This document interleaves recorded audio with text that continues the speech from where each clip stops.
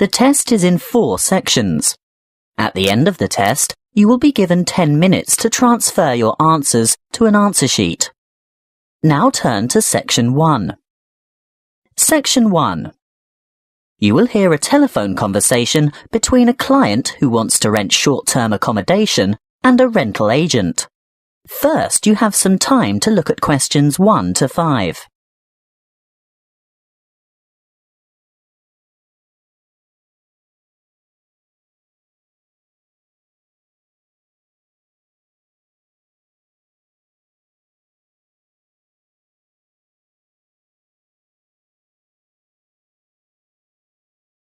Now we shall begin. You should answer the questions as you listen, because you will not hear the recording a second time. Listen carefully and answer questions 1 to 5. Good morning. Ace Accommodation. How can I help you? Good morning. I'd like to organise some short stay accommodation on the Gold Coast, please. Certainly. Who am I speaking to? Miss McKinley. Sylvia McKinley. Could you spell your family name for me, please? It's MACKINLAY. Thank you. And your first name is Sylvia? Yes. Is that with an I or a Y? A Y, the old-fashioned way. That's SYLVIA. Thank you, Miss McKinley. Now, just for our records, can you tell me what country you live in? Of course. It's England, actually. I thought so. Now, when are you coming? Well, at the moment, we're planning on arriving on July the 26th. Oh, the 25th. That's the last day of the public holiday, and it might be difficult to find something available on that date. No, we're coming on the 26th of July. Oh, well, that's fine then. We'll have lots of good places vacant by then, although you wouldn't be able to move in until late afternoon because our cleaning crew will need time to get everything ready for you. That suits us. Our flight won't get in until early evening anyway. How many of you will there be? Just my sister and myself. And how long do you intend to stay? Oh, only a couple of weeks. We'd like to stay longer, but we'll have to get back to work. So, you're not coming on business then? No, it's just a holiday. Why, what difference does that make? Oh, you'd be surprised. Business people have different needs. You know, wireless internet, even fax machines and photocopiers. No, we won't need any of that stuff. We'll be coming to relax and get away from all that kind of thing. Before you hear the rest of the conversation, you have some time to look at questions 6 to 10.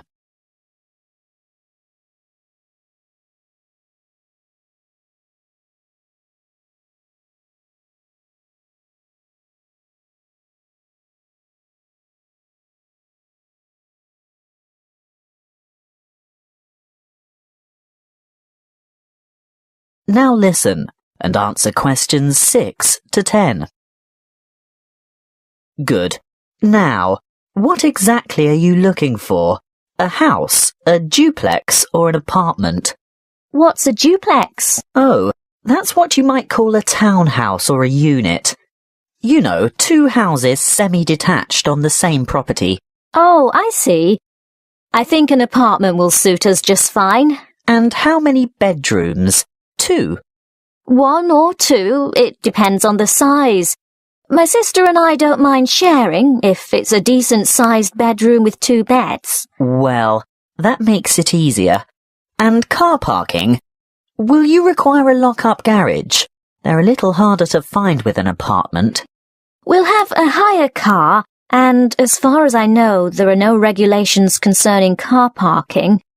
I think as long as it's not parked on the street and it's secure, there shouldn't be any problems. Okay. Now, I'm assuming you want something by the beach. Yes, that's the idea. We want to enjoy the surf, sand and sunshine. Okay, but before we settle on an area and discuss your price range, I'll need to know about other necessities. What do you mean? Well, for example, Do you want to be close to a shopping mall or the casino or the fun parks? Or do you want to be in a complex with or near a swimming pool?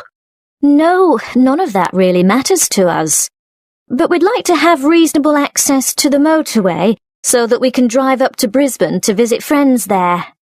Well, there are quite a few lovely small towns to choose from. There's Main Beach, which is north of Surfer's Paradise, or Mermaid Waters, which is a bit further south, or Palm Beach, which is quite a bit further south. Mermaid Waters sounds delightful. Is it close to the motorway? Well, not really. The M1 is actually closest to Palm Beach, and prices are likely to be more reasonable there too. That's settled then.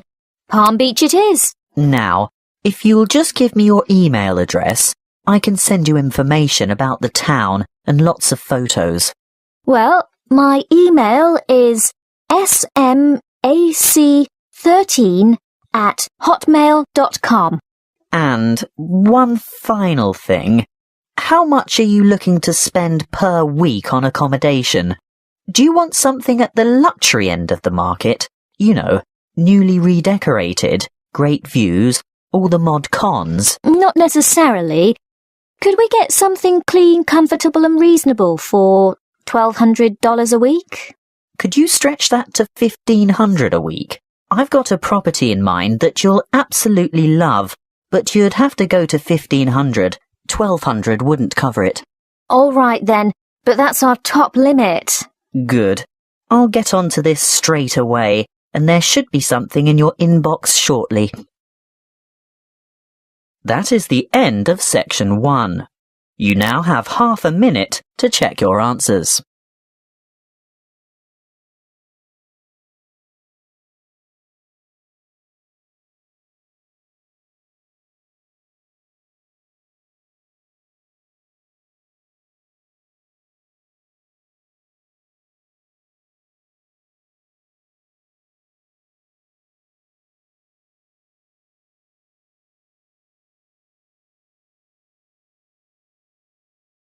Now turn to Section 2.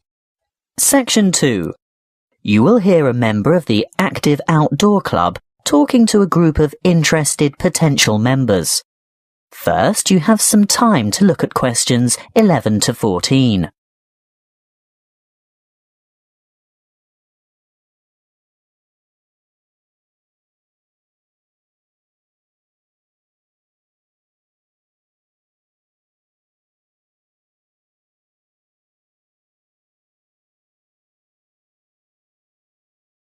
Listen carefully and answer questions 11 to 14. I'd like to welcome you all to our Active Outdoor Club. I'll start by telling you a little bit about the history of the club and all that it can offer, and there will be a chance for you to ask questions over tea and coffee in the lobby afterwards. You'll also be able to pick up pamphlets from the table at the back of the hall, and if you wish to purchase any of our products, Bill will serve you at the front counter. As most of you probably know, the club was founded by Nick Noble about 30 years ago.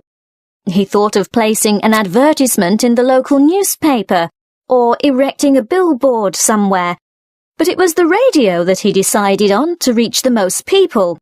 You know, other people who might be interested in outdoor pursuits. Just basic activities like walking or tramping. Anything active that could take place in some of the beautiful outdoor settings that this country has to offer. Nick was overwhelmed by the response he got, and the club soon grew from a dozen or so friends and enthusiasts to around 200 members 20 years ago, and steadily since then to reach a membership of over 2,500 now. You don't have to be a hardened athlete or extreme adventurer. On the contrary, it's a group that encourages friendship and fellowship through social and recreational activities. The club tries to cater for all levels of maturity and both genders. In fact, anyone who has the physical ability and a moderate level of health and fitness to participate in open-air activity on a regular basis. I think our youngest member is a 5-year-old boy and our oldest member is a 75-year-old man. Of course, we have more challenging opportunities for those who are up to it, but all excursions are graded according to level of difficulty, and there will always be something for those families with small children. More about that later. I'm sure you realise that it's part of the focus of the club to ensure that our natural environment is kept as pristine as possible. We all have a keen interest in conservation, and many of our members contribute their time or give a monetary donation to organisations that work to enhance and beautify our natural heritage. Before you hear the rest of the talk, you have some time to look at questions 15 to 20.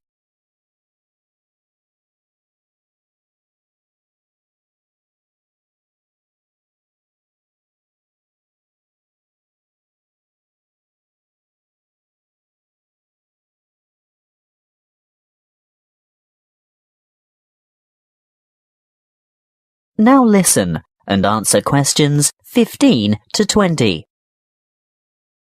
OK, now going back to the grades of activity, first of all, tramping. This is very popular with singles and couples without children, but is certainly not restricted to those groups. Tramping is arranged for Tuesdays and Saturdays throughout the year. Most tramps are of a duration of 3 to 5 hours, depending on the weather and the terrain, and of course the time of year. You would need to check the newsletter or the website to find out place and time, and if you wish to participate, phone the coordinator who can give you more information. I'll move on now to walking, which is very popular with families, but open to everyone. And walks are arranged for every Thursday and every Sunday over the course of the entire year. Walks last no more than 3 hours, although the Thursday walks might be shorter. And again, you would have to check the newsletter for details of the time and area to meet and get in touch with the walking organiser to confirm your participation. Now, the Wanderers are what you might call a subgroup of the Active Outdoor Club. This group was set up to cater for the less active, more elderly, or families with very young children who still want to enjoy the great outdoors, but without quite so much exertion. Bear in mind that the length of these activities is variable, but we're always home before dark. Any member of the club is welcome to join in their activities on a Sunday, which include visiting some of our more beautiful parks and botanical gardens, beach walks, picnics, and even boat trips to visit some of the small islands off the coast. Often guided tours can be arranged if there is enough interest. If you'd like to see what the Wanderers are up to, check the website and then phone the leader for more information. I'll bet you're all ready for that cup of tea now. But before I finish, I really must mention something that can be a lot of fun. A great opportunity to form new or strengthen existing friendships, and a chance to explore a part of the country that you may never have seen before. These are our mystery weekends. The committee puts a lot of time and effort into the organisation of these weekends away, not only for health and safety reasons, but also to ensure that everything runs smoothly and everyone has a good time. There will be a charge to cover travel and accommodation costs, but apart from that, it's an affordable and exciting weekend away from the city. For more information, call the chairman of the committee. You'll find his phone number in the newsletter. So, that's all I have to say at this point. Please enjoy the refreshments, chat with the others, and feel free to ask questions. All the committee members are wearing large red name badges, so they're easy to find. That is the end of section 2. You now have half a minute to check your answers.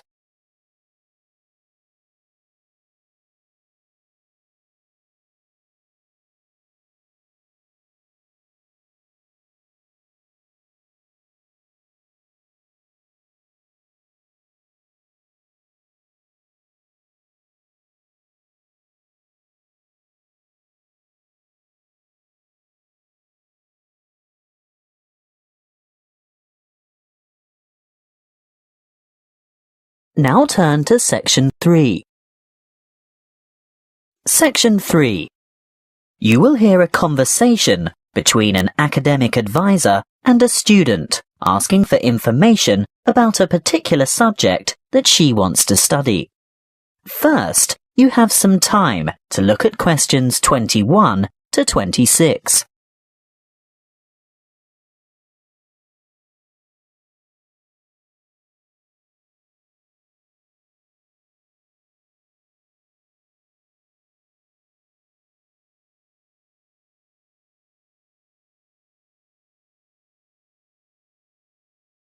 Listen carefully and answer questions 21 to 26. Come in and take a seat. Thank you. Now, you've made an appointment to see me with regard to one of the papers you want to enroll next semester. Yes, that's right.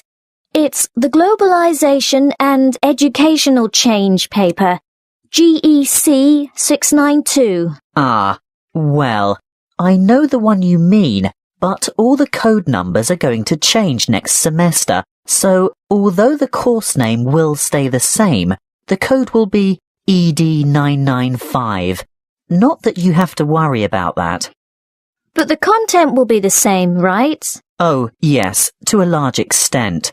The objectives are still to provide you with the skills and knowledge for analysing the challenges that globalisation poses for education. Yes, that's what I'm really interested in. The future of education. Not where we are now, but where we're heading. Well, you'll most likely enjoy the course because it'll give you the opportunity not just to explore, but also to document the advancement of new educational developments. And there'll be quite a lot of analysis involved. Yes, obviously.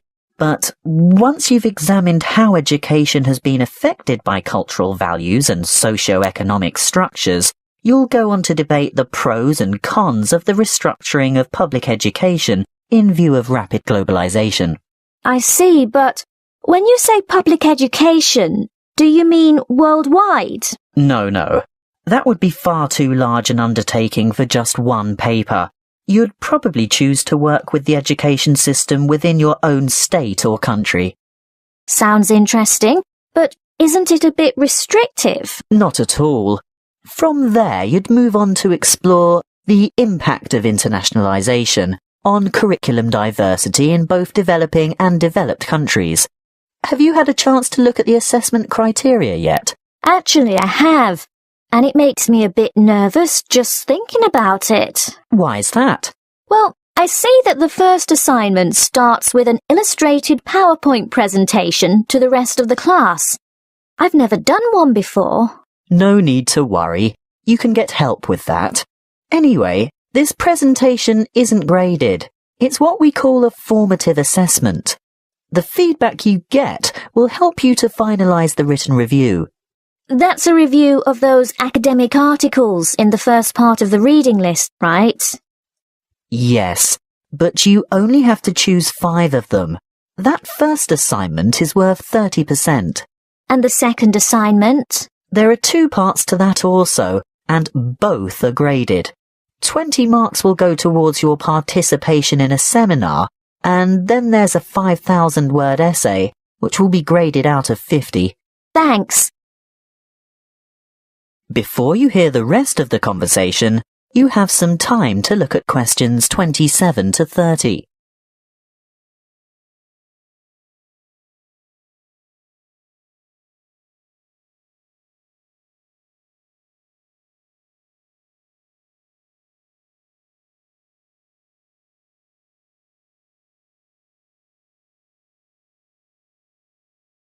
Now listen and answer questions 27 to 30. Is there anything else I can help you with? Yes. The reading list is quite long. Where do you think I should start? Well, I'd suggest you leave the articles until the semester is underway, but a good preparation would be to look at some of the major texts. These ones here. In any particular order? You could start with this one by Tower, here at the bottom of the page. Sorry, who? Tower, TOWER, 2007, Comparative Education. That should give you a good basis. Then move on to Eliot, Educational Issues of the New Millennium. But be sure to get the 2008 edition, not the original 1998 edition, because so much has changed since 1998. The new edition has extensive revisions and a lot of new material. Okay, so that's Tower first, then Eliot. I think I could handle a couple more over the summer break. Well, in that case, look for Brown's Education and Globalization, published in 2009. Actually, there are quite a few books by Brown, but I'd start with that one and leave his others till much later. And I'd also really recommend this one here, Globalization and Knowledge Policy by York, published quite recently in fact, 2010. That is the end of section 3. You now have half a minute to check your answers.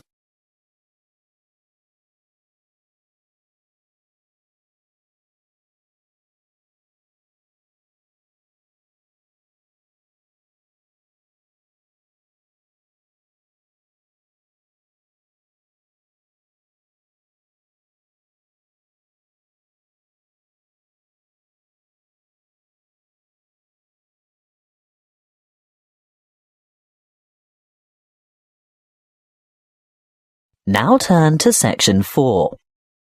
Section 4. You will hear a lecture on immunity and immunization. First, you have some time to look at questions 31 to 40.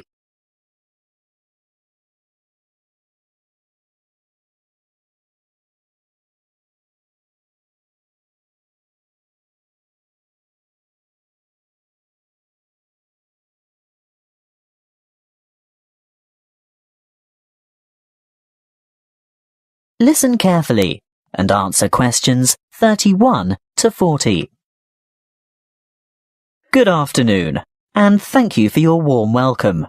This will be the first talk in a series of 5 on health interventions, protection and prevention. Could I start by asking for a show of hands? How many of you have had a flu vaccination at the beginning of winter? I thought so.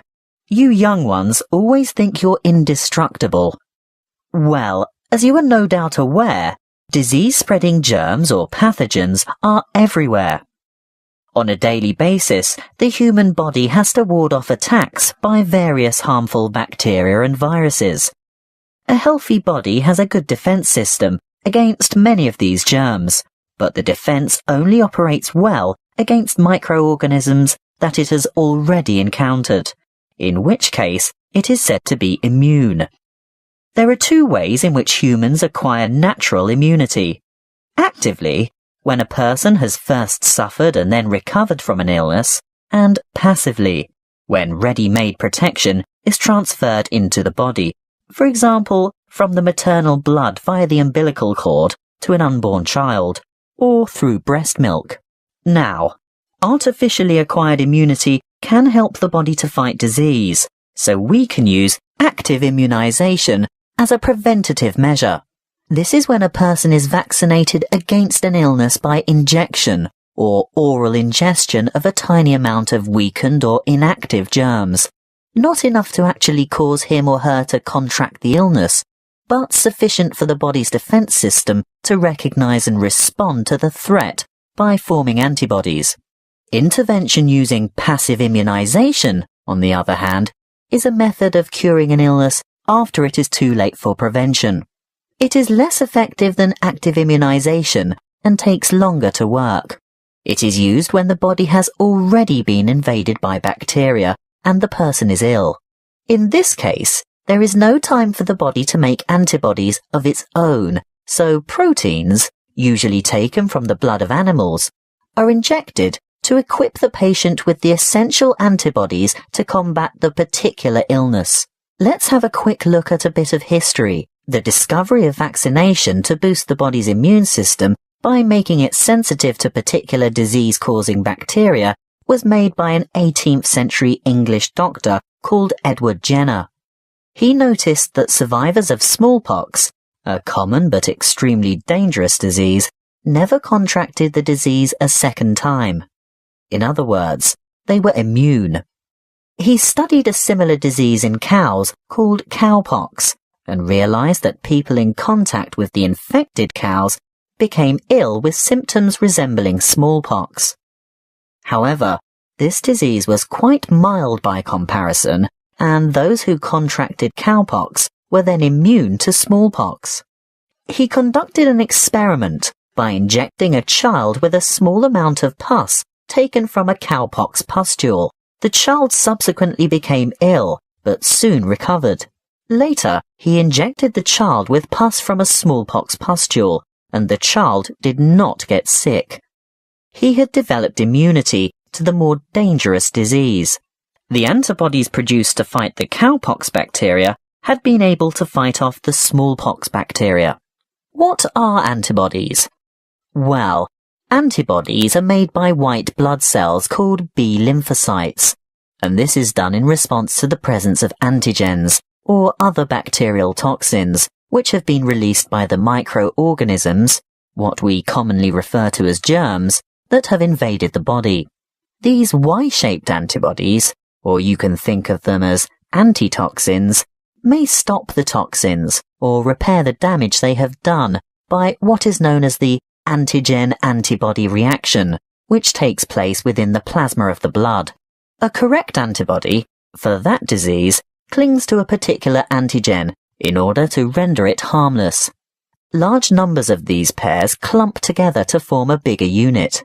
This is called agglutination and is able to be seen by the naked eye, which is very helpful for doctors and other specialists to determine which illnesses a patient is immune to. Inoculation or active vaccination can protect people from serious diseases. The vaccine may make a person feel unwell for a few days, when the immune system starts to produce antibodies to match the introduced antigen. This is called a primary reaction. If that particular antigen should ever enter the body again later, a secondary reaction takes place. The body is then able to produce large numbers of corresponding antibodies within a short time, so the invading antigens are quickly wiped out, without the person suffering any harm from the disease. That is the end of section 4. You now have half a minute to check your answers.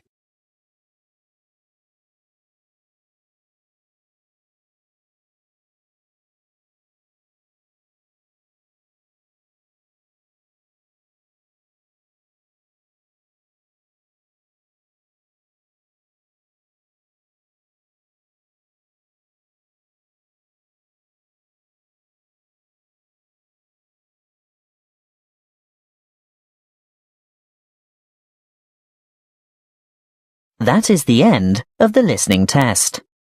You now have 10 minutes to transfer your answers to the listening answer sheet.